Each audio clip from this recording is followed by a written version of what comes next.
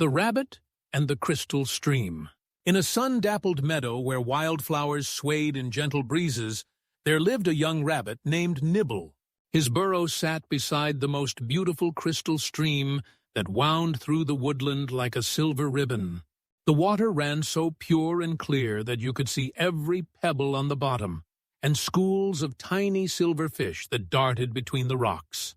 This magical stream provided fresh drinking water for all the creatures of the forest, from the tiniest field mice to the grandest elk that visited at dawn.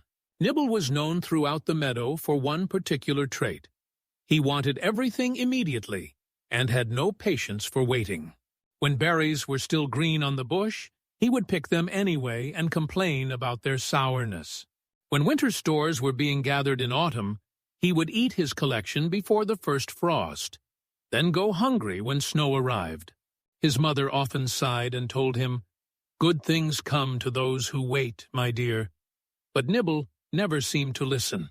Along the banks of this magical stream grew the rarest flowers in all the woodland moonflowers that bloomed only under starlight, their petals shimmering like captured moonbeams. One afternoon, as Nibble hopped along the water's edge, he discovered these extraordinary buds closed tight against the daylight.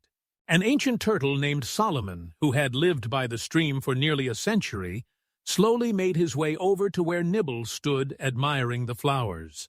"Those are moonflowers, young rabbit," Solomon said in his weathered voice. "They are beautiful beyond imagination when they bloom at night, but dangerous if disturbed during the day. Pick them in daylight, and they will wither and poison our precious stream." Nibble flicked his ears impatiently. The old turtle was always so cautious, so slow, so worried about everything.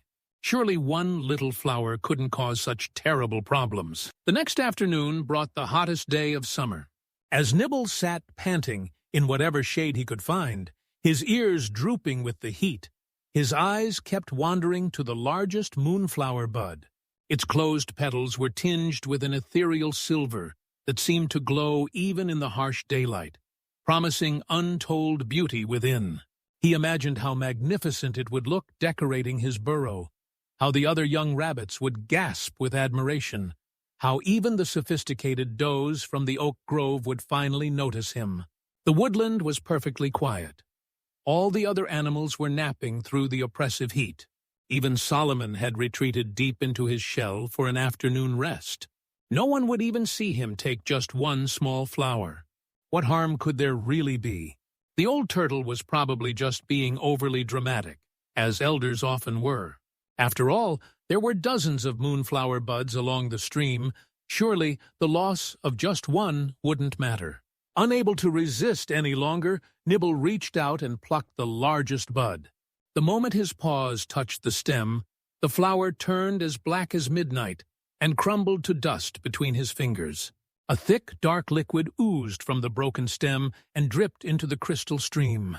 Where it touched the water, inky clouds spread outward like spilled paint, and an unpleasant, bitter smell rose from the surface. By evening, when the temperature had cooled and the woodland creatures emerged for their daily drink, they found their beloved stream contaminated and undrinkable. A family of deer stood at the water's edge, their fawns bleating with thirst as their mother nuzzled them anxiously. Field mice wrinkled their tiny noses at the acrid smell and scurried away in disappointment. Even the birds refused to dip their beaks into the clouded water, instead circling overhead with distressed chirps. Old Badger, who had arthritis in his joints, struggled as he limped the extra distance to find clean water downstream. Mother Raccoon had to carry her 3 kits on her back for the long journey, while they whimpered with thirst. The elderly owl who lived in the great oak could barely fly the distance to the distant pond, her wings heavy with age. All because of one rabbit's impatience, the entire forest community was suffering, and Nibble watched it all from his burrow with a heart heavy as stone. Nibble's heart sank as he watched the suffering he had caused. Swallowing his pride, he hopped over to Solomon's sunny rock, where the old turtle sat looking sadly at the ruined stream. "I picked the moonflower," Nibble whispered, his voice barely audible. "I didn't listen to you, and now I've hurt everyone in the woodland." Solomon looked at the young rabbit with kind, ancient eyes. "Admitting your mistake takes courage, Nibble. Now we must work together to fix what can be mended." The wise turtle taught Nibble about special purifying clay found upstream, and for 3 days and nights they worked side by side, filtering the water and carefully nursing the stream back to health. Other animals joined their efforts, bringing fresh sand and helping to clear away the contaminated water. Slowly, the crystal stream returned to its original purity.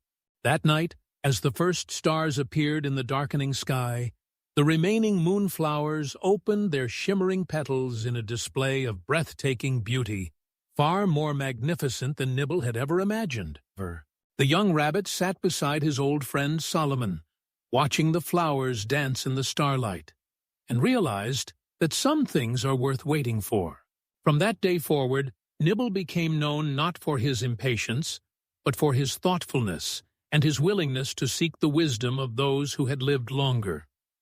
He learned that true beauty often comes to those who wait, and that the counsel of elders can spare us from great sorrow. Moral: patience and heeding wise counsel prevents harm that haste creates.